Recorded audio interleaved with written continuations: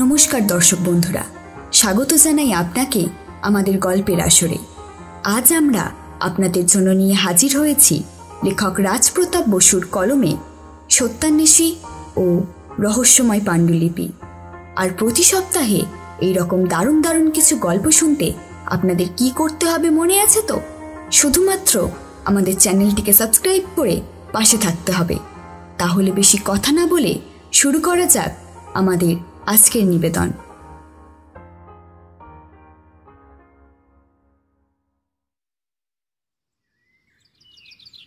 সেদিন নিরন্তর ছাপতে থাকা পুরনো খবরগুলো পড়তে পড়তে একটু চোখ লেগে গেছিল আমার। কখন থেকে ঝিমুচ্ছি বলতে পারবো না। চটক ভাঙলো কলিং বেলের শব্দে। চোখ খুলে দেখি পুটিরাম গামছা নিয়ে মুখ মুছতে মুছতে দরজার দিকে এগোচ্ছে। বললাম, দাঁড়াও, আমি দেখছি বলে আমি গিয়ে দরজা খুললাম। দেখি এক বছর 29 কি 30 যুবক হাতে একটা কাগজ নিয়ে কৌতূহলী দৃষ্টিতে আমার দিকে চেয়ে রয়েছেন। বললাম, কাকে চাই? আগে আমার নাম দুর্গাগতি মল্লিক। আপনি অজিতেশবাবু? না, আমার নাম ইন্দ্রমোহন রায়। বসুন, একটু বাইরে গেছে, এখনই চলে আসবে। ছেলেটি ভেতরে এলো। মনে মনে ভাবলাম, এ কি মক্কেল নাকি অন্য কোনো ব্যাপারে এখানে এসেছে। অজিতের শুলে দেখা মাত্রই আন্দাজ করতে পারত। পুটিরামকে ডেকে চা করতে বললাম। যুবকের চোখ মুখে একটা অন্যমনস্ক হয়ে পড়ার ভাব স্পষ্ট। সে চাইছে কিন্তু স্বাভাবিক থাকতে পারছে না। আরও 30 মিনিট পরে অজিতেশ এলো। পরিচয় আদান প্রদানের পর অজিতেশ তক্তপোষে বসে বলল, বলো, কি দরকারে এসেছো? দেখুন, কথাটা শুনতে একটু অস্বাভাবিক লাগলেও বলতে তো হবেই। অজিতেশবাবু, আমার বাবার নাম সমীর মল্লিক। বেশ কয়েকদিন ধরে সে অসুস্থ, বিছানায় শয্যা। বেশ কয়েকদিন আমাকে সে বলেছেন যে আপনাকে একটু ডেকে নিয়ে যাওয়ার জন্য বাড়িতে। আমি আসিনি কারণ বারংবার একই প্রশ্নোত্তর তারও আমার মধ্যে এই নিয়ে হয়েছে যে আপনাকে কেনই বা এখানে ডাকতে চাইছেন, কিন্তু কোনোবারই কোনো উপযুক্ত উত্তর আমি পাইনি। সেই কারণেই ওনার কথা অনুযায়ী তার এই আবেদনপত্রটা নিয়ে এসেছিলাম। এই নিন। এটা আর পড়ার দরকার নেই। তোমাদের বাড়ির ঠিকানা রেখে যাও, আমি কাল একবার ঘুরে আসবো। ছেলেটি বিনয়ী হয়ে হাত জোর করে বলল, ধন্যবাদ অজিতেশবাবু। বেশি দূর নয় আমাদের বাড়ি। ওই কাঞ্জিলাল জুয়েলার্স চেনেন তো, বাঘের মোড়ে? চিনি। ওই ঠিক তার বিপরীত দিকের বাড়িটাই আমাদের। দেখবেন ওপরে বড় বড় করে লেখা আছে মল্লিক ভিলা। তাও যদি কোনো অসুবিধা হয়। ছেলেটি পকেট থেকে একটা কার্ড বের করে টেবিলের উপরে রাখলো। এই হলো আমার কার্ড। এই নিচের নাম্বারটায় একবার টেলিফোন করে নিতে পারেন। বলি দুর্গাগতি উঠে দাঁড়ালো। অজিতেশ বলল, ঠিক আছে, কাল তাহলে দেখা হচ্ছে। দুর্গাগতি চলে গেল। অজিতেশ একটা সিগারেট ধরিয়ে তক্তপোষে লম্বা হয়ে বলল, রাখালবাবু কিছুক্ষণ আগে একজন পকেট মারকে হাতে নাতে ধরেছে। বাজারে জটলা হচ্ছিল, সেখানে দাঁড়িয়ে থেকেই দেরি হয়ে গেল। এই ছোটোখাটো পকেট মারদের শহরে বসে বসে আর তো আমাদের বাজার চলে না অজিতেশ। প্রায় মাস 3 হতে গেল, কোনো কেস নেই। ভাবছি এবার কৃত্তিবাসুদের একটা রামায়ণ আনিয়েই নেব। অন্তত কিছু একটা করে তো সময় কাটাতে হবে। অজিতেশ কোনো কথা বলল না। মৃদু হেসে পাশে রাখা খবরের কাগজটা চোখের সামনে কয়েক সেকেন্ডের জন্য ধরে রেখে আবার যথাস্থানে রেখে দিল। অলসতায় জর্জরিত হয়ে আরও একটি দিন কাটানোর পর পরের দিন সকাল 8টা নাগাদ আমরা বেরোলাম মল্লিক বাড়ির উদ্দেশ্যে। ঠিকানা খুঁজে পেতে অসুবিধা হলো না। আমি না এলেও অজিতেশ এদিকটা বেশ ভালো মতোই চেনে। নদীবাঁকের মতন আঁকাবাঁকা রাস্তা ধরে অবশেষে পৌঁছলাম শ্রী কাঞ্জিলাল জুয়েলার্সের সামনে। বিপরীত দিকে তাকিয়েই চোখে পড়ল মস্ত বড় এক সাইনবোর্ড, মল্লিক ভিলা, সাল 1930।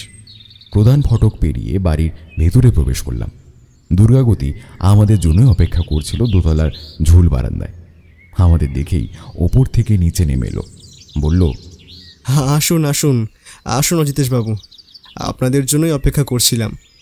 বাবাও সকাল থেকে অনেকবার জিজ্ঞেস করেছেন আপনাদের কথা। বাড়িটি 3 মহলা। নিচের তলায় মাত্র 2টি ঘর, দুটিতেই তালা মারা। দ্বিতীয় তলার কয়েকটা ঘরে দরজা খোলা এবং 3 তলার প্রকৃতি আবার একেবারে নিচের তলার মতোই। প্রাচীন বাড়ি হলেও এটার অবস্থা দেখলে বয়স নির্ধারণ করা যাবে না এটুকু নিশ্চিত। গৃহস্বামী যে নিজের স্থাপত্যের ব্যাপারে কতটা সচেতন তা বেশ বোঝা যায়। দোতলার একদম কোণের ঘরটা সমীরবাবু। খোলা দরজার সামনে যেতেই দেখলাম এক বছর 40-45-এর শীর্ণকায় ভদ্রলোক হাসি মুখে আমাদের দিকে তাকিয়ে রয়েছে। পিঠের নিচের বালিশটা আর একটু ঠেলে দিয়ে উনি উঠে বসতে যাচ্ছিলেন। অজিতেশ বলল, শুয়ে থাকুন মল্লিকবাবু, আমরা আছি, ব্যস্ত হওয়ার প্রয়োজন নেই। দুর্গাগতি আমাদের জন্য দুটি চেয়ার এনে রাখলো বিছানার সামনে। আমরা দুজন বসলাম। অজিতেশ বলল, বলুন, আমায় এখানে ডেকে পাঠানোর কি কারণ? ভদ্রলোক হাতের ইশারায় তার ছেলে দুর্গাগতিকে চলে যেতে বলল। সেও কোনো বাক্য ব্যয় না করে সেখান থেকে চলে গেল। আমি অজিতেশের দিকে একবার তাকিয়ে আবার মল্লিকবাবুর দিকে চাইলাম। ভদ্রলোক একটা দীর্ঘ নিঃশ্বাস নিয়ে বলতে শুরু করলেন, অজিতেশবাবু, আমার নাম আপনি শুনে থাকবেন এই আশা আমি করি না। আপনি কি গুটি কয়েক লোক ছাড়া আমার নাম অনেকেই শোনেননি। আমি একজন লেখক। আমার কলমের অনেক ছবি নিয়ে বাইরের অনেক বড় বড় প্রযোজনা কোম্পানি কাজ করেছে। সেই দাম্ভিকতা থেকেই কিনা জানি না, আমি কলকাতা শহরের অনেক পরিচালকের সাথে পরিচয় থাকা সত্ত্বেও তাদের অনেক আবেদন নিবেদনের পরও এখানকার কোনো ছবিতে আমার লেখা কোনো গল্প বিক্রি করেনি। বছর 15 আগের কথা। আমি আমার জীবনে ঘটে যাওয়া একটি ভয়ঙ্কর ঘটনার উপরে কেন্দ্র করে একটি গল্প লিখি। তখন আমার খাস আদমি ছিল হরিহর সান্যাল নামে একটি লোক। তার সাথেই আমি শহরের বাইরের সমস্ত জায়গায় যাতায়াত করতাম। আমার কাজে বাজেও সে বিভিন্ন রকম তথ্য দিয়ে সাহায্য করত। সেই কারণেই আমার এই শেষে লেখা গল্পটি অন্য কেউ না জানলেও সে পুরোটাই পড়েছিল। অজিতেশবাবু, কেন গল্পটি নিয়ে এতক্ষণ আমি কথা বলছি সেটা আমি আপনাকে মুখে বলবো না। অন্য কেউ না হলেও আপনাকে আমি মন থেকে ভরসা বা বিশ্বাস করতেই পারি। আপনার অনেক সুখ্যাতি আমি শুনেছি। তবে আপনি পড়ার আগে আমি এটুকু বলতে পারি অজিতেশবাবু, আমার গোটা পরিবার নষ্ট হয়ে যাবে গল্পটি প্রকাশিত হলে। খুবই দুশ্চিন্তার মধ্যে আছি, যেটা আমি কাউকে জানতে দিচ্ছি না। সেটা আশা করি আপনি বুঝতে পেরেছেন। এমনকি দুর্গাগতিকে পর্যন্ত এই ব্যাপারে আমি কিছু জানাতে চাইনি। ভদ্রলোকের কথাগুলি শোনার পর মনে কৌতূহলের সীমা রইল না। ভদ্রলোক আমার দিকে চোখের ইশারা করে বললেন, ইন্দ্রমোহন বাবু, বুঝতেই পারছেন নিজে একজন লেখক হয়ে আপনাকে সমগোত্র বন্ধু আমি ভাবতে পারি, তাতে একটু দ্বিধাবোধ করব না। একটু কাজ করুন, আমার ওই টেবিলের নিচে ড্রয়ারে দেখুন একটি চাবির গোছা আছে। চাবিটি বের করে 9 নম্বর চাবিটি দিয়ে আমার এই দেরাজটি একটু খুলবেন। নিঃসন্দেহে আমি উঠে গিয়ে যথাস্থান থেকে চাবি নিয়ে বহুদিনের পুরনো জং ধরা দেরাজটি খুলে ফেললাম। দেখলাম ভেতরে অসংখ্য ফাইল করা কাগজের স্তূপ। সমীরবাবু বললেন, ওই লাল রঙের ফাইলটি বের করে আনুন ইন্দ্রমোহন বাবু। দেখলাম একটি লাল রঙের ফাইল আলাদা করে দেরাজের পাল্লার একটি চৌকো গর্তে আলাদা করে রাখা আছে। আমি সেটি বের করে নিয়ে আবার দরজাটি লক করে দিলাম। ভদ্রলোক বললেন, ওটি অজিতেশবাবুর হাতে দিন। অজিতেশবাবু, এই হলো সেই কাহিনী। অজিতেশ ফাইলটি হাতে নিয়ে বলল, তো বেশ বড়, যদি অনুমতি দেন তবে এটাকে সাথে করে নিয়ে যেতে পারি। স্বাচ্ছন্দ্যে এটা এখানে বসে পড়ার থেকে আপনি বাড়িতে গিয়ে পড়লে আমি বেশি নিরাপদ বোধ করব। বেশ, তাহলে এখন উঠি। আসুন। আর আমার সাথে কাল সকালেই আমি আপনার বাড়িতে এসে জানিয়ে যাব আমার মতামত, এবং এই পাণ্ডুলিপিও ফেরত দিয়ে যাব। ভদ্রলোক কেবল আশ্বস্ত হয়ে মাথা নাড়লেন। বাইরে বেরিয়ে দেখি একজন মহিলা ঝুল বারান্দায় দাঁড়িয়ে চুল মুছছেন। আমাদের দিকে সন্দিগ্ধ দৃষ্টিতে চেয়ে রইলেন যতক্ষণ আমরা ওই বাড়ির সীমানা পেরিয়ে রাস্তা পর্যন্ত এলাম। ফেরার সময় রিক্সাতে বসে প্রশ্ন করলাম, কি ব্যাপার বলো তো অজিতেশ? এমন কি হতে পারে যাতে সমীরবাবু পারিবারিক সংকট বোধ করছেন? আমার ধারণা উনি কোনো একটা বিষয় আমাদের থেকে লুকিয়ে গেলেন। যাই হোক, আমি না চিনলেও তোমার অন্তত লেখকদের ব্যাপারে খবর রাখা উচিত। এখানে কোনো কথা বলা আমার সাজে না। আসলেই তাই প্রচুর পুরনো লেখকদের ব্যাপারে আমি খবর রাখি। তাদের মধ্যে অনেকেই ছায়াছবির জন্যই লেখালেখি করেছেন, কিন্তু এই ভদ্রলোকের নাম আমি আগে কখনো শুনিনি। বাড়ি ফিরে এসে পুটিরামকে চা দিতে বলল অজিতেশ। তারপর সেই মোটা দিস্তাটি আমার হাতে দিয়ে বলল, পড়ো, ধীরে ধীরে আমি শুনি। এই ইচ্ছে যে আমার হচ্ছিল না তা বললে ভুল হবে। লেখার প্যাঁচ চোখের সামনে দেখা এবং কানে শুনে তার বিষয়ে অবগত হওয়ার মধ্যে বিস্তর তফাৎ আছে। কুটিরাম চা দিয়ে গেলে তাদের একটি লম্বা চুমুক দিয়ে পড়তে শুরু করলাম। গল্পের যে মূল অংশটি এই কাহিনীতে উল্লেখযোগ্য সেগুলোই বর্ণনা করছি। সমীর মল্লিক ৩৩ নম্বর পৃষ্ঠায় লিখেছেন, ঈশ্বর কিভাবে এই ধরনের মানুষকে তৈরি করেছেন জানি না, তবে আমি ঈশ্বরের একজন ক্ষুদ্র কৃপাপ্রার্থী হওয়ার স্বার্থে ছেলেটিকে নিজের বুকে টেনে নিলাম। মানিক সেনগুপ্ত নিজের স্ত্রী ও পুত্রকে আজ হত্যা করে সমস্ত প্রমাণ লোপাট করতেই পারতেন এবং হয়তো করলেনও, কিন্তু যে গহীন জঙ্গলে আজ আমি একটি পুরনো ডাকবাংলোয় লিখতে বসেছি তার কিছু সামনেই নিজের স্ত্রীকে পুঁতে রেখে মুখ বেঁধে ফেলে দিয়ে গেলেন একটি ছোট্ট পুত্র সন্তানের ফুটফুটে জীবনকে। পরে তার ব্যাপারে সমস্ত খবর আমি নিয়েছি, এমনকি এটাও জেনেছি তার নিজের স্ত্রী কন্যা সহ একটি পরিবার আছে, তবে পেশায় উনি একজন যথার্থ কুরুচিকর কর্মের অধিপতি। ৫৫ পৃষ্ঠায় ভদ্রলোক লিখেছেন, লিখে লিখে হাঁপিয়ে উঠেছে কলম, তবু সংসারে তার ছাপ পড়তে দিলে কি চলে?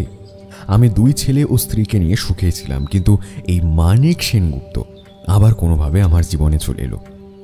অনেক দিনের একটা কন্ট্রাক্ট সাইন হয়ে আছে অ্যাঞ্জেল প্রযোজনা কোম্পানির সাথে আমার, এবং ইনি হলেন সেই গ্রুপের একজন জরিপ। আমি আগের 2 একটি গল্প নিয়ে তাদের কাছে যাই। বেশ কয়েকদিন শহর ছেড়ে সেই কোম্পানির সাথে আমার কাটাতে হয় এবং তারই মাধ্যমে আমার কথোপকথন হয়ে যায় এই মানিক সেনগুপ্তর সাথে। বলতে বাধা নেই, এক প্রকার বাধ্য হয়েই কথাবার্তা শুরু করেছিলাম আমি, কিন্তু পরে সেটি বন্ধুত্বে বদলে যায়।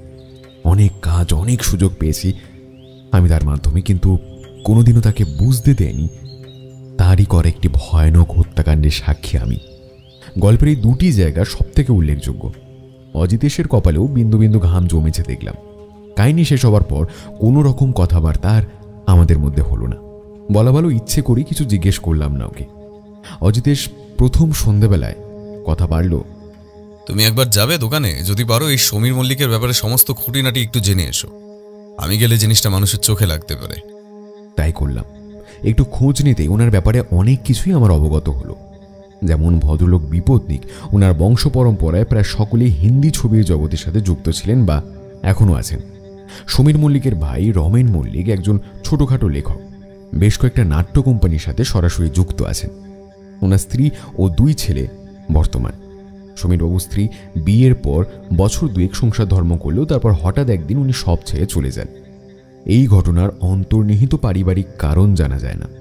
তার একমাত্র ছেলে দুর্গাগতি এখন একটি স্কুলের শিক্ষকতা করে, তবে টুকটাক ছন্দ লেখা শখ সেও রাখে। অজিতেশকে সবটা জানানোর পর সে বলল, তাহলে এই দুর্গাগতি হলো এই মানিক সেনগুপ্তের ছেলে? ওনার লেখা অনুযায়ী তো তাই দাঁড়ায়, কিন্তু এই মানিক সেনগুপ্তটা আসলে কে, তার ঠিকানা কি এবং এর থেকে সাম্প্রতিক পারিবারিক সংকটের ভূমিকা হচ্ছে কিভাবে, সেটাই তো ধরতে পারছি না। বাকিটা কাল সমীরবাবুই বলবেন। আর চলো একদম দাবা খেলা যাক। সেদিন রাতে আমাদের দাবা খেলা চলল প্রায় 2টো পর্যন্ত। পরদিন সকালে ঘুম থেকে উঠে দুজনে তৈরি হয়ে বেরিয়ে পড়লাম। আজ বাড়িতে ঢোকার মুখেই নতুন 2জন ব্যক্তির সাথে দেখা হলো। একটি বছর 15 ছেলে এবং একজন কাঁচা পাকা চুলওয়ালা 40 কি 42 বছর বয়সের লোক। অজিতেশ সামনে এসে দাঁড়িয়ে ওই ভদ্রলোককে বললেন, নমস্কার অজিতেশ বাবু, আমার নাম রমেন মল্লিক। স্ত্রীর মুখে বর্ণনা শুনেই আন্দাজ করেছিলাম আপনারাই এসেছিলেন আমাদের বাড়িতে, কিন্তু কি ব্যাপার বলুন তো?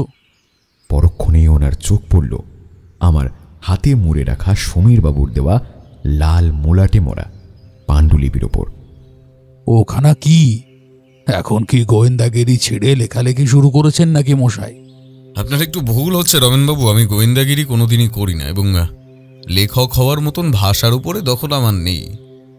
আমি একজন সত্যান্বেষী। শুধুমাত্র অন্ধকারাচ্ছন্ন মিথ্যের করাল গ্রাস থেকে সত্যকে টেনে বের করাই আমার একমাত্র জীবিকা। রমেনবাবু স্থির দৃষ্টিতে কিছুক্ষণ অজিতেশের দিকে চেয়ে থেকে ছেলেটির হাত ধরে ওখান থেকে চলে গেল। আমরা উপরে এলাম। সোজা সমীরবাবুর ঘরের সামনে এসে দেখি দুর্গাগতি তার বাবাকে ওষুধ খাইয়ে দিচ্ছে। আমাদের দেখেই সে ঈষৎ হেসে বলল, নমস্কার নমস্কার, এসেছেন আপনারা? আসুন আসুন, বসুন। বাবার এই সময় একটা ওষুধ থাকে। যাক, আপনারা কথা বলুন, আমি চা পাঠিয়ে দিচ্ছি। আমরা 2জন চেয়ারে বসলাম। সমীরবাবু নিচু গলায় প্রশ্ন করলেন, পড়েছেন কাহিনীটা? পড়লাম, তবে এই মানিক সেনগুপ্ত লোকটির ব্যাপারে যেটুকু তথ্য আপনি দিয়েছেন তাতে আমি সন্তুষ্ট হতে পারিনি। আপনি কি এই ব্যক্তির পরিচয়ের ব্যাপারে আমাদের অবগত করতে চাইছেন? ভদ্রলোক একটু দরজার দিকে দেখে নিয়ে বললেন, আমি যে নামটি লিখেছি সেটি ওই ব্যক্তির আসল নাম নয়। এমনকি আসল নাম জানলে আপনারা একেবারে তাকে চিনে নেবেন, এটুকু আমার বিশ্বাস। অজিতেশ বাবু, আপনাদের কাছে লুকাবো না, আমার মাথার কাছে গদির নিচে দেখুন কয়েকটি খাম আছে, ওগুলো একটু দয়া করে বের করুন। অজিতেশ জাজি মুচু করে কয়েকটি হলদে খাম বের করল। তারপর বলল, প্রতিটি চিঠিতেই তো লোকাল পোস্টাল স্ট্যাম্প রয়েছে। বলে সে খামের থেকে একটি ছোট্ট কাগজ বের করল। তাতে গোটা গোটা অক্ষরে লেখা, তোমার একটি গল্পের পাণ্ডুলিপির খবর আমি পেয়েছি। খুব শীঘ্রই সেটি আমার হাতে না তুলে দিলে আমি সমস্ত ঘটনাটি রতন রক্ষিতকে জানিয়ে দেব। তাই বলছি, পাণ্ডুলিপি বা তার বদলে 50,000 টাকা আমার ঠিকানায় পাঠিয়ে দাও। ব্যাপারটা জানাজানি হলে কি হতে পারে তা আশা করি আমায় লিখে বোঝাতে হবে না। বাকি দুটি চিঠিতেও একই ধরনের হুমকি দেওয়া হয়েছে, কিন্তু কোনো ঠিকানার উল্লেখ নেই। অজিতেশ বলল, আমি যাকে অনুমান করছি আপনার সন্দেহ কি তারই উপর? সে ছাড়া এই বিষয়ে কেবল জানেন আপনিও ইন্দ্রমোহন বাবু। অর্থাৎ আপনার পুরনো সঙ্গী হরিহর সান্যাল, কিন্তু সে এতদিন পরে হঠাৎ বিষয়টা নিয়ে ভাবতে যাওয়ার কোনো কারণ আছে কি? আমি কথার মাঝে বললাম, আর সমীর বাবু, আপনার এই পাণ্ডুলিপির 42তম পৃষ্ঠাটি কি আপনি ছুঁড়ে ফেলেছিলেন, মানে বাদ দিয়েছিলেন? ভদ্রলোক চমকে উঠে বললেন, আমি কোনো কিছুই বাদ দিইনি। কেন, ওই পৃষ্ঠাটি আপনি খুঁজে পাননি? অজিতেশের কাছেও ব্যাপারটি নতুন। আসলে আমি ব্যাপারটা তখন অতটা গুরুত্ব দিইনি, এবং 41 ও 43 পৃষ্ঠার বিষয়ের মধ্যে খুব একটা ভেদাভেদ নেই বলে তখন পড়ার গতিতেও তেমন কোনো বাধা আসেনি। অজিতেশ ভ্রুকুটি করে আমার দিকে তাকিয়ে আবার সমীর বাবুর দিকে তাকালো। তারপর বলল, আপনি নিশ্চিত আপনার এই দেরাজকে অনুমতি না নিয়ে খোলে না? অজিতেশ বাবু, এই ঘরে কেবল আমার চাকর নিধিরাম এবং ছেলে দুর্গাগতি ছাড়া অন্য কেউ আসে না। আমার ভাইয়ের সাথে আমার তেমন ভালো সম্পর্ক নেই, তবে ওর বড় ছেলেটি অমল আমায় ভীষণ ভালোবাসে। ও কালে ভদ্রে এসে যেটুর খোঁজ নিয়ে যায়, কিন্তু তাহলে এই পাণ্ডুলিপির মধ্যেকার একটা পৃষ্ঠা কিভাবে উধাও হয়ে গেল? আপনারা ভালোভাবে দেখেছেন তো? একবার নয়, বহুবার এই লেখাটি উল্টে পাল্টে পড়া হয়েছে সমীরবাবু। অজিতেশ কিছুক্ষণ চুপ করে বসে রইল। তারপর বলল, আচ্ছা, মনে করতে পারেন ওই পৃষ্ঠায় আপনি কি লিখেছিলেন? ভদ্রলোক ইতিবাচকভাবে মাথা নেড়ে বলল, এই পাণ্ডুলিপির প্রতিটা পৃষ্ঠা আমার মুখস্থ অজিতেশ বাবু, এবং বিশেষ করে ওই পাতায় আমার নিজের ছেলে জয়নের কথা লেখা ছিল। তার জন্মের সময় আমার স্ত্রীর অ্যাক্লাসেমিয়া রোগ হয়। কোনো মতে সন্তানটিকে এবং তাকে আমি বাঁচাতে পারি। তবে বছর 2 পর থেকে দুর্গাগতির উপর শুরু করে সে অকথ্য অত্যাচার। তখন সেও দুধের শিশু, একটি আয় রেখেছিলাম, তাকেও সহ্য করতে পারত না। হঠাৎ একদিন ঘুম থেকে উঠে দেখি আমার ছেলেকে নিয়ে আমার স্ত্রী বাড়ি থেকে চলে গেছে, আর রেখে গেছে একটা চিঠি, যাতে এটাই বোঝানো হয়েছে সে আর ফিরবে না। সেই থেকেই দুর্গাগতি আমার সবকিছু অজিতেশ বাবু। দুর্গাগতি কি সম্পূর্ণ ব্যাপারটা জানে, নাকি ওকে আপনি জানাননি?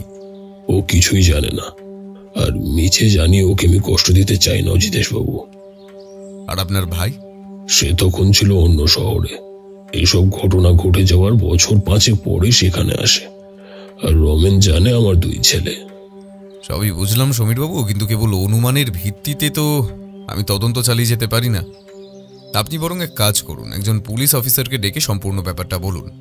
তারপর যদি কোনো দরকার লাগে আমায় বলবেন, আমি আসব, কথা দিলাম। সমীরবাবু কিছু একটা বলতে গিয়েও থেমে গেলেন।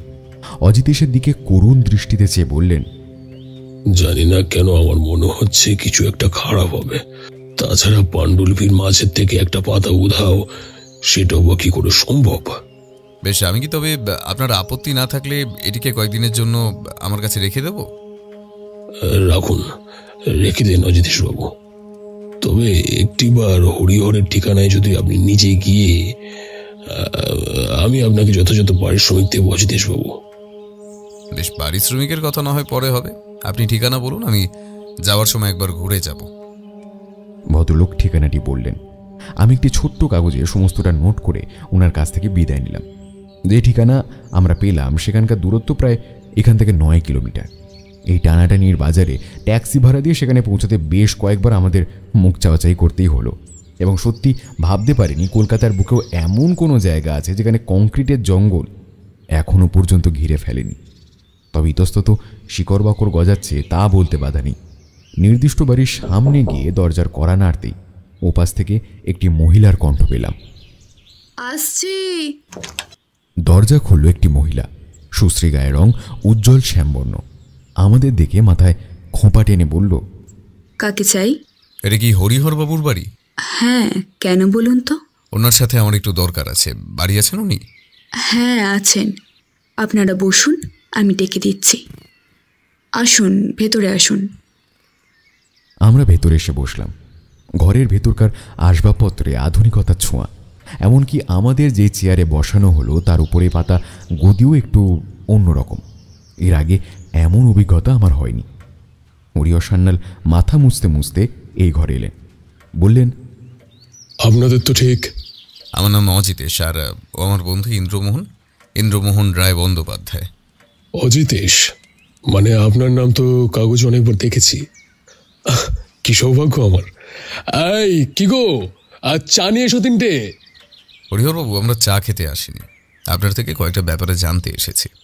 ভদ্রলোক ভ্রু কুঁচকে বললেন, কি ব্যাপার বলুন তো? সমীর মল্লিকের সাথে আপনার কতদিনের পরিচয়? অপ্রত্যাশিত একটি প্রশ্ন শুনে হরিহরবাবু খানিক থ হয়ে গেলেন। তারপর বললেন, বছর 10 হয়ে গেল আমি ওই লাইন ছেড়ে দিয়েছি অজিতেশবাবু। এখন ছোটখাটো একটা মাছের হ্যাচারি করে জীবিকা নির্বাহন করি। ওর ব্যাপারে তারপর থেকে আমি আর কিছু জানি না। কেন বলুন তো? তার লেখা একটি পাণ্ডুলিপির ব্যাপারে আপনি জানতেন, যদিও আপনাকে একান্ত নিজের মানুষ মনে করে সেই ব্যাপারে জানানো হয়েছিল। সেই ব্যাপারে কোনো আলোকপাত করতে পারেন কি? ভদ্রলোক একটু চিন্তা করে বললেন, আমি জানতাম, তবে সেই ব্যাপারে পুঙ্খানুপুঙ্খ বর্ণনা দেওয়া এই সময় দাঁড়িয়ে আমার পক্ষে সম্ভব নয়। আসলে ব্যাপারটা অত ভালো করে আমার মনেও নেই। কেবল এটুকু মনে আছে, আমি বলেছিলাম যে সে যেন এই গল্পটি কোনো দিনও প্রকাশ না করে। এতে করে তার জীবন, বংশ সবকিছু শেষ হয়ে যেতে পারে। বেশ, তাহলে আপনি এই দুর্বল দিকটি জানতেন। আপনার কি মনে হয় অন্য কেউ সে ব্যাপারে জানতে পারলে বড় ক্ষতি হয়ে যেতে পারে? ক্ষতি কতটা হবে তা বলতে পারবো না, তবে রতন রক্ষিত সমীরের মৃতদেহ পর্যন্ত অক্ষত রাখবে না, এই ব্যাপারে নিশ্চিত। হরিহরবাবু, বলতে বাধা নেই, এখন আমার চোখে আপনি সেই ব্যক্তি যে সমীরবাবুকে চিঠি দিয়ে পাণ্ডুলিপির বদলে অর্থ বা আসল কাগজগুলির দাবি করেছেন, কারণ আপনি ছাড়া এই ব্যাপারে অন্য কেউ জানে না। তাই আপনি যদি আপনার ব্যাপারে কাগজে পড়েই থাকেন, তাহলে এটুকুও জানবেন, একজন সত্যান্বেষী হিসেবে আমি হাত গুটিয়ে বসে থাকতে পারি না। প্রয়োজন হলে আপনার কাছে আবার আসতে পারি। আচ্ছা করব, আপনার কোনো আপত্তি থাকবে না? ভদ্রলোক এই কথাগুলি শুনে যে খুব সন্তুষ্ট হবেন না সেটাই স্বাভাবিক। রুক্ষ কণ্ঠে বললেন, নিজেকে যখন সত্যান্বেষী বলে দাবি করছেন, তখন আশা করব কোনটা ঠিক আর কোনটা ভুল খুব শীঘ্রই আপনি বুঝতে পারবেন। আর হ্যাঁ, আমার বাড়িতে আপনাকে সবসময় স্বাগত। এখন আসতে পারেন। নমস্কার। আমরা বেরিয়ে এলাম। ফেরার সময় অজিতেশ একটা কথাও বলল না। বাড়িতে ফিরে আমি জিজ্ঞেস করলাম, হরিহরবাবুকে তোমার কেমন লোক বলে মনে হলো? অজিতেশ একটা সিগারেট নিয়ে নাকের সামনে পাকাতে পাকাতে বলল, নিঃসন্দেহে চালাক এবং বাকপটু লোক, তবে চিঠি পাঠানোর সম্ভাবনা ওনার দিক থেকে খুবই কম জানা সত্ত্বেও শুধুমাত্র সমীরবাবুর অনুরোধে একটু হালকা হুমকি দিয়ে আসলাম। কেন? কম কেন? একটু বুদ্ধি খাটাও ইন্দ্রমোহন। একমাত্র সেই আছে যে এই কাহিনীটির ব্যাপারে সমস্তটা জানত। হরিহরবাবু চাইলেই পুরো কাহিনীটির একটি ক্ষুদ্র সংস্করণ বানিয়ে বাজারে চিরাদরে বিক্রি করতেই পারেন, এবং তাতে আশা করি উনি আরো অনেক বেশি টাকা কামাতে পারেন। বলে যেও না, ছবির জগতের সাথে ওনারও পরিচয় আছে। তাহলে এমন একজন এই কাজটি করছে যার বর্তমানে একগোছা অর্থের প্রয়োজন, কিন্তু সমস্যা এখানেই যে কে এমন আছে যে এই পাণ্ডুলিপির ব্যাপারে জানে। এমন একটি রহস্যের মাঝে জড়িয়ে আছি যে কুল কিনারা পাওয়ার মতো কোনো আলো আর দেখতে পাচ্ছি না। অজিতেশ পুরা সিগারেটের একটি স্তূপ বানিয়ে ফেলেছে অ্যাস্ট্রের মধ্যে।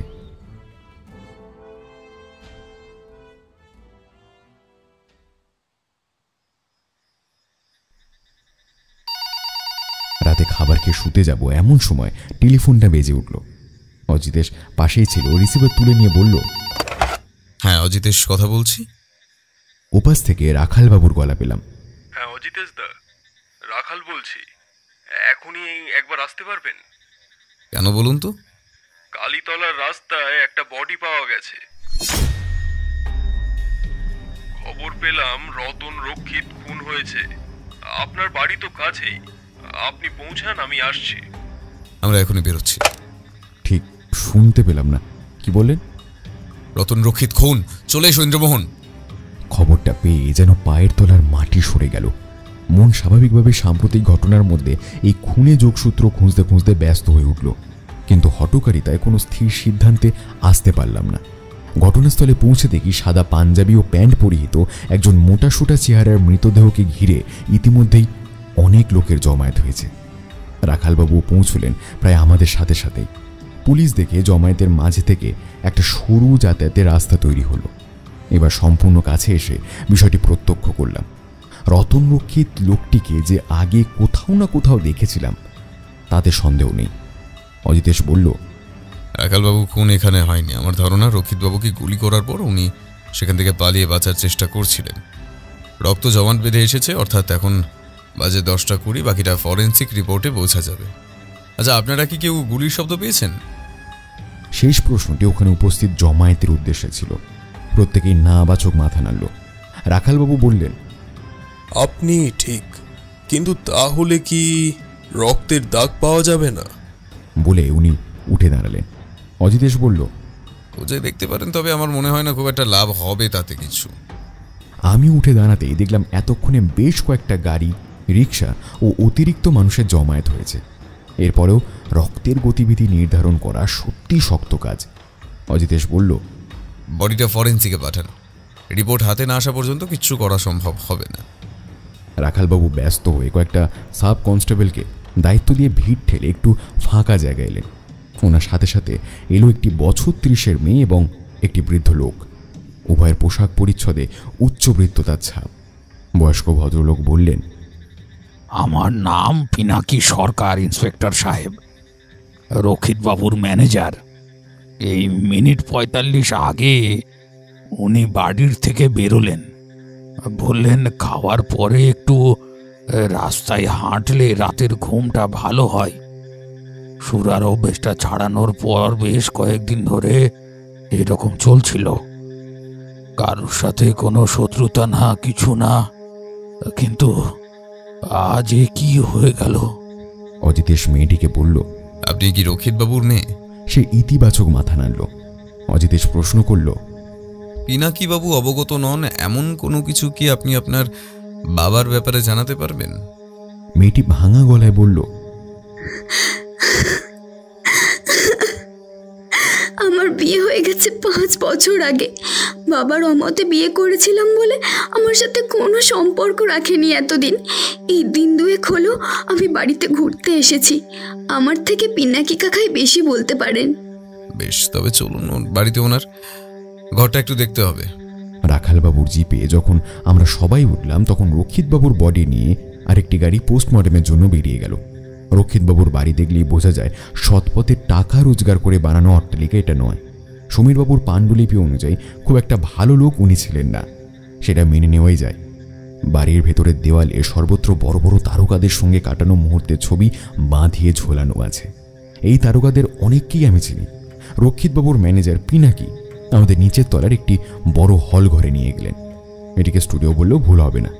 ঘরের এক কোণে প্রজেক্টরের মাধ্যমে ছবি উপভোগ করার ব্যবস্থা আছে। তার সামনে লম্বা তক্তপোষের সামনে সাজানো আছে একটি কোমর সমান উঁচু পেতলের হুঁকোদানি।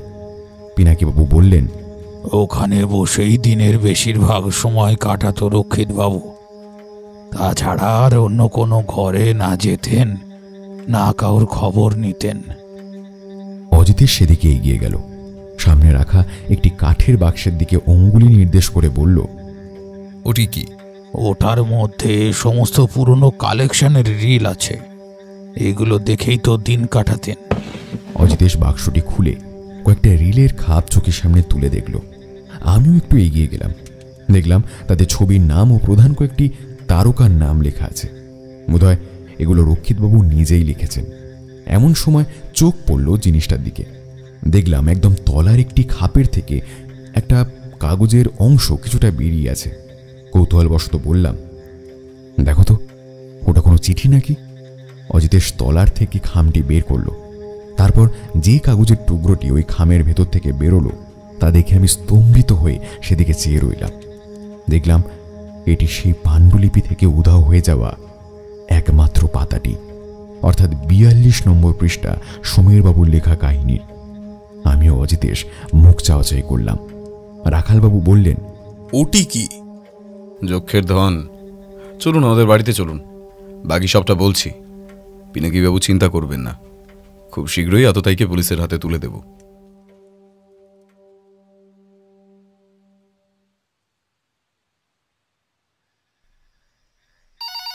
আমরা বাড়িতে ফিরে এলাম। সিঁড়ি দিয়ে ওঠার সময় শুনতে পারছিলাম ঘরের ভেতরে টেলিফোনটা বাজছে। অজিতেশ দ্রুত পায়ে এসে রিসিভারটা তুলে নিল। অজিতেশ বলছি। কি অজিতেশ বাবু, রক্ষিত তো মারা গেল, সত্যান্বেষণ কত দূর? হরিহরবাবু এই খবরটা যখন পেয়েছেন তখন নিশ্চিত থাকুন খনি ধরা পড়লে সেই খবরটাও পেয়ে যাবেন। ধন্যবাদ আমার খবর নেওয়ার জন্য, বলে অজিতেশ সজোরে রিসিভারটি রেখে দিল। রাখালবাবু প্রশ্ন করলেন, অজিতেশ দা, ব্যাপারটা কি বলুন তো? আমি তো কিছুই বুঝতে পারছি না। অজিতেশ তক্তপোষে নিজের শরীরটা এলিয়ে দিয়ে বলল, এমন একটি চাল চালা হয়েছে যা সম্পূর্ণ আমার চোখের সামনে, কিন্তু আমি তার কিছুই বুঝতে পারিনি। ইন্দ্রমোহন, তুমি বলো না খামাখা মানুষকে আগের থেকে সন্দেহ করো কেন? করতে হবে ইন্দ্রমোহন, করতে হবে।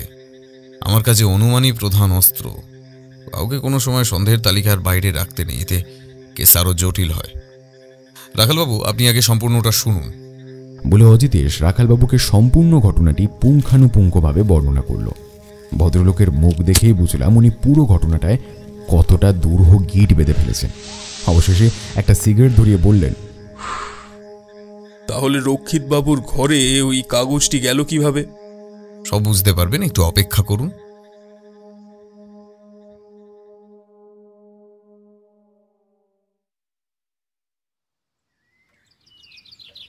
পরদিন সকালে রাখালবাবু ফরেন্সিক রিপোর্ট নিয়ে আমাদের বাড়িতে এলেন। বললেন, অজিতেশ দা, আপনিই ঠিক বলেছিলেন, খুন হয়েছে আনুমানিক রাত 10:05 নাগাদ। তাহলে উনি টানা 15 মিনিট দৌড়ে ঘটনাস্থল থেকে দূরে চলে এসেছিলেন, এবং খুনিও তার সাথে এসেছিল, এতে সন্দেহ নেই, কারণ সে কোনো মতেই আহত ব্যক্তির মৃত্যু নিশ্চিত না হওয়া পর্যন্ত সেখান থেকে যাবে না। সে আড়াল থেকে সমস্তটা লক্ষ্য করেছে। বেশ, এবার আপনি আসুন সমীরবাবুর বাড়িতে। এখনই আপনাকে নিয়ে যাওয়া যাবে না, তবে তৈরি থাকবেন, কারণ অতিথি আপ্যায়ন আপনাকেই করতে হবে।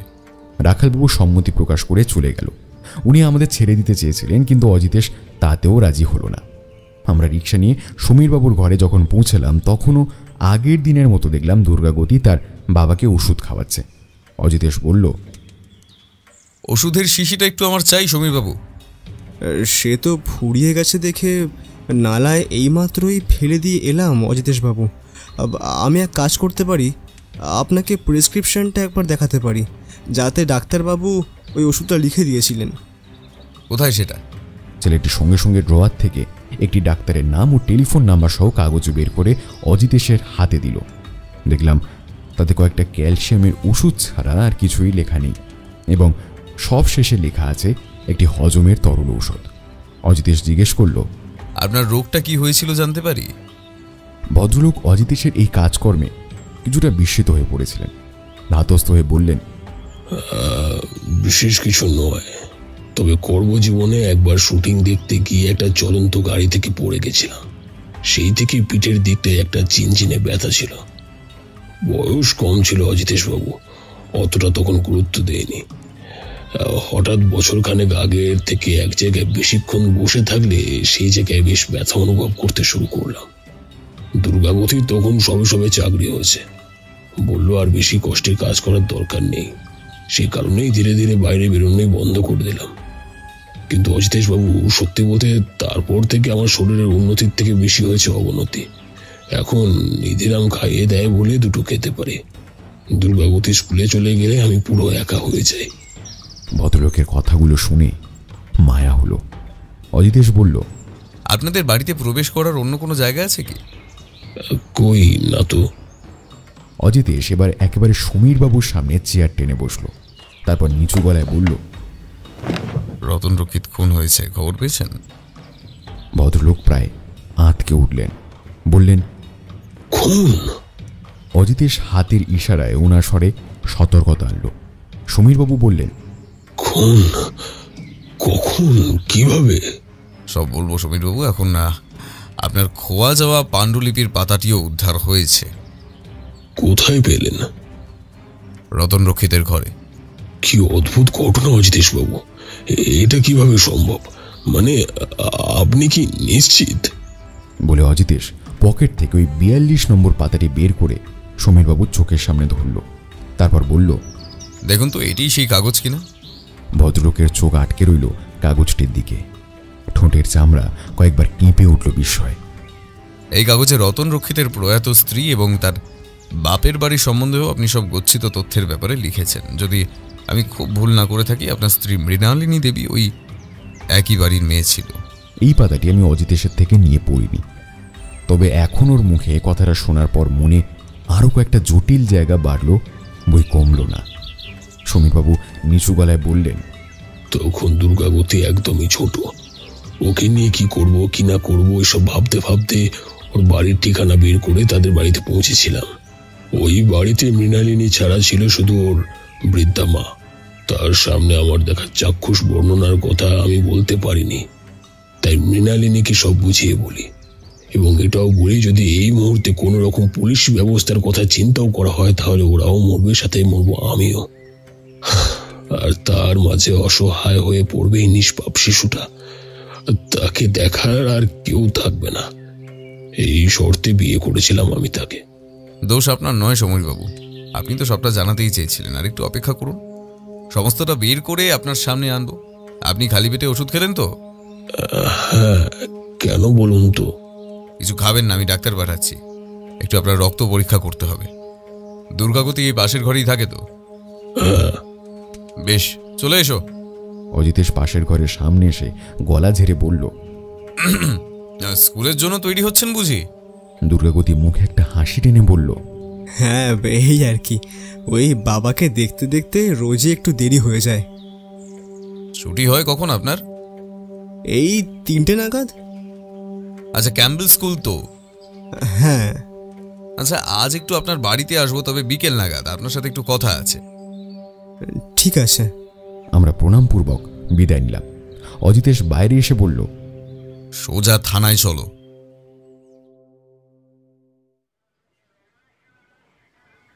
থানায় পৌঁছে অজিতেশ ও ইন্দ্রমোহন প্রথমে একটি ডাক্তারের ব্যবস্থা করে পাঠিয়ে দিল মল্লিকবাবুর বাড়িতে।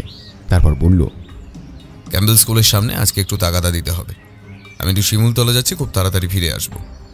বলে অজিতেশ বেরিয়ে গেল। আমি ও রাখালবাবু উল্লিখিত স্কুলের সামনে গিয়ে দেখলাম দুর্গাবতী গেটের বাইরে দাঁড়িয়ে একটি যুবতী মেয়ের সঙ্গে কথা বলছে। মেয়েটির হাতে একটি বড় ব্যাগ এবং পরনে নতুন শাড়ি। তারপরেই দুর্গাবতী স্কুলের পাঁচিলের ভেতর গেল। মিনিট 10 পরে আবার ফিরে এলো। পরক্ষণে তারা দুজনে উঠল একটি ট্যাক্সিতে। আমি রাখালবাবুকে বললাম, ওই ট্যাক্সিটিকে লক্ষ্য করুন, আমার মনে হয় দুর্গাবতীর গতি ঠিক নেই। আমাদের গাড়ি গড়ালো।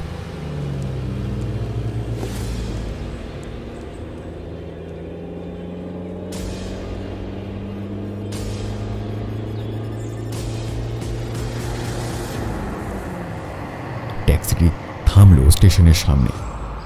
আমি রাখালবাবুকে হালকা কুনুয়ের চাপে বুঝিয়ে দিলাম দুর্গাবতীকে গিয়ে আটকানোর কথা। ভদ্রলোক এই ধরনের কাজে পারদর্শী। মুহূর্তের মধ্যে গাড়ি থেকে নেমে এক টানে ছেলেটিকে নিয়ে তুলল জিপের মধ্যে। দুর্গাবতীর দিকে তাকিয়ে হেসে বললাম, একটু অপেক্ষা করো, অজিতেশের সাথে একটু কথা বলেই চলে যেও। দেখুন, এইভাবে আমায় তুলতে পারেন না আপনারা। সেটা তুমি ঠিক করবে না ছোকরা। চলুন রাখালবাবু।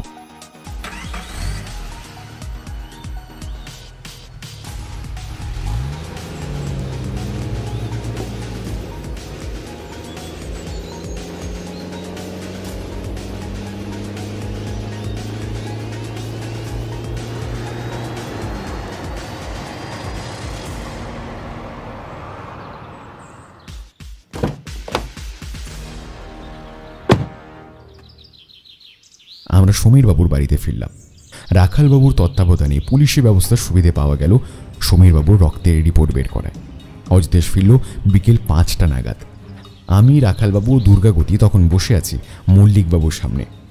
অজিতেশ বলল, প্রতিনিয়ত ঘুমের ওষুধ নিয়ে যাচ্ছেন হজমের নামে সমীরবাবু। আপনার রক্তের রিপোর্ট তার প্রমাণ দিচ্ছে।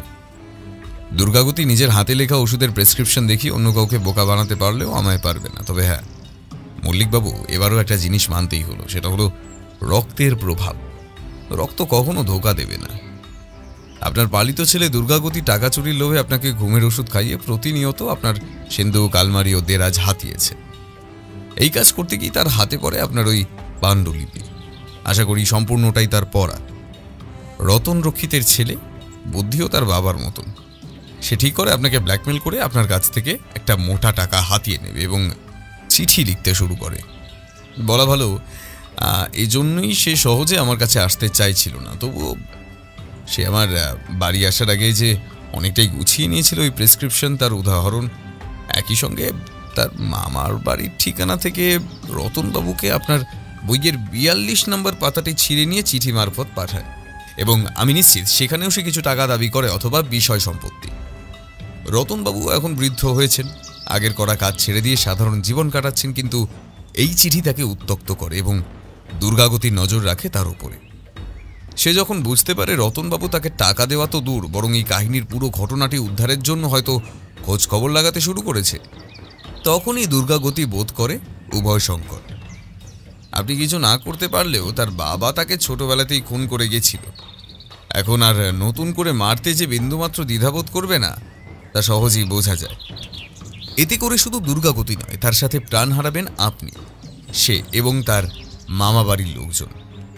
কিন্তু এত ঝামেলা হলে দুর্গাগতি তার প্রেমিকার জন্য আর করে যেতে পারল কি? থানার থেকেই খবর পেলাম আপনার ছেলে একটি বিবাহিত মেয়েকে নিয়ে পালিয়ে যাওয়ার ফন্দি করেছিল। নির্ঘাত কিছু টাকা তো কোথাও পেয়েছেই। কালকেই আমার চিকিৎসা বাবদ 50,000 টাকা আমার থেকে নিয়েছে সে। বলেছে আরো ভালো ডাক্তার দেখাতে হবে, তার কাছে সম্পূর্ণ টাকা নেই, তাই আমি এখন কিছুটা দিয়ে তাকে সাহায্য করি। তাহলে হয়ে গেল 2 2 4। তবে আমি জীবনে প্রথমবারের জন্য কোনো একটা খুনকে সমর্থন করব যেটা দুর্গাগতি করেছে। এমন একজনকে আগেই মেরে ফেলা উচিত ছিল। সমীরবাবু, আপনার কপাল খুবই দুর্ভাগ্যজনক যে ছেলেকে মৃত্যুশয্যা থেকে তুলে এনে মানুষ করে তুললেন। সে মাত্র কয়েকটা টাকার জন্য প্রথমে তার জন্ম দেওয়া বাবাকে এবং পরে তার লালিত বাবাকেও মেরে ফেলার পরিকল্পনা করতে দ্বিধাবোধ করল না। এভাবে চলতে থাকলে আর কয়েকদিনের মধ্যে আপনিও মারা যেতেন। দুর্গাগতি, তুমি জানতে যে অজিতেশ তোমার কাছে খুব একটা মদত দেবে না, তাই আগে থেকেই সমস্ত ব্যবস্থা একদম পাকাপোক্ত করে রেখেছিলে। তোমায় যাওয়ার আগে শেষ উপদেশ দিয়ে যেতে চাই যে মানুষটি তোমার মৃত্যুর মুখ থেকে টেনে বড় করে তুলল, তোমায় শিক্ষা দিল, চাকরির যোগ্য করে তুলল। আজ তাকে তুমি এভাবে দিনের পর দিন শেষ করে দিচ্ছ এই পাণ্ডুলিপি পড়ার পরেও। তোমার মনের এই পাষণ্ডতা তৈরির কারণ কি সেটা জানতে চাই না, কারণ আগেই বললাম রক্তের মধ্যেই তোমার বিষ আছে, যেটা আগেই বলেছি। তবুও এতটুকু বিবেকবোধ মানুষের মধ্যে না থাকলে তুমি তোমারই জন্মদাতার মতো তোমার পালিয়ে নিয়ে যাওয়া স্ত্রীকে গর্ভবতী অবস্থায় মেরে ফেলবে না। তার কি কোনো নিশ্চয়তা আছে তোমার কাছে? অমরজিৎ, এবার একটু সমাজের এই করুণ অবস্থা নিয়ে লেখো। মানুষের জানা উচিত কোন জায়গায় যাচ্ছে এই প্রগতিশীল সমাজ। সমীরবাবু কাঁপা কাঁপা গলায় দুর্গাগতিকে বললেন, দুর্গাগতি, আযোধবাসের আগে একবার অজিতেশ বাবুর চরণ ধুলি নিয়ে যা। আশা করি যন্ত্রণা একটু হলেও লাঘব হবে। আর অজিতেশ বাবু, এতদিন আপনার আমি শুধু নাম শুনেছি, আজ সামনে থেকে এক বাঙালি সন্তানের সুনিপুণ কর্মক্ষমতা ও বিচক্ষণতা দেখলাম। শুধু পারিশ্রমিক দিয়ে আপনাকে ছোট করব না, ঈশ্বরের কাছে চাইব ঘরে ঘরে জন্মে উঠুক এমন ন্যায়পরায়ণ বাঙালি সন্তান। সাবাস সাবাস অজিতেশ বাবু।